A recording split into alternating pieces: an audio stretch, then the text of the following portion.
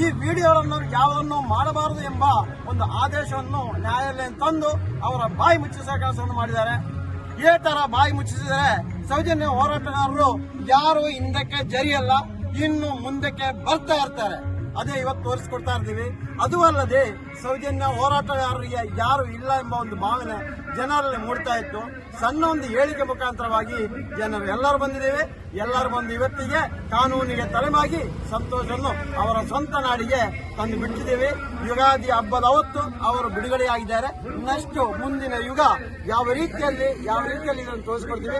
ಇನ್ನು ಹೋರಾಟ ನಿಲ್ಲಲ್ಲ, ಇನ್ನು ಹೆಚ್ಚಿಗೆ ಆಗ್ತಾ ಇರ್ತದೆ.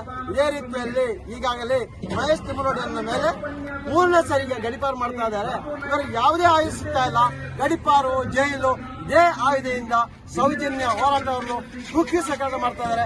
ಯಾವುದೇ ಕಾರಣಕ್ಕೂ ಕುಗ್ಗಲ್ಲ, ನೆಗೆದು ನಿಂತು ಹೋರಾಟ ಮಾಡ್ತೇವೆ ಅಂತ ಈ ಮೂಲಕ ನಾನು ಹೇಳಿಸ್ತಾ ಇದ್ದೀನಿ. ಅದೇ ರೀತಿಯಲ್ಲಿ ಸೌಜನ್ಯ ಸಂತೋಷ್ ಹೋರಾಟದಲ್ಲಿ ನಮ್ಮೊಂದಿಗೆ ಸಹಕರಿಸಿದ ಎಲ್ಲ ವಕೀಲ ವೃಂದಕ್ಕೂ ಹಾಗೂ ಕಾನೂನು ಸಲಹೆಯಾಗಿ ಮುಖಾಂತರ ಸಲಹೆ ಕೊಟ್ಟವರಿಗೂ ಹೋರಾಟಗಾರರಿಗೂ ಎಲ್ಲರಿಗೂ ಧನ್ಯವಾದಗಳನ್ನು ಈ ಮೂಲಕ ಹೇಳ್ತಾ ಇದ್ದೀನಿ.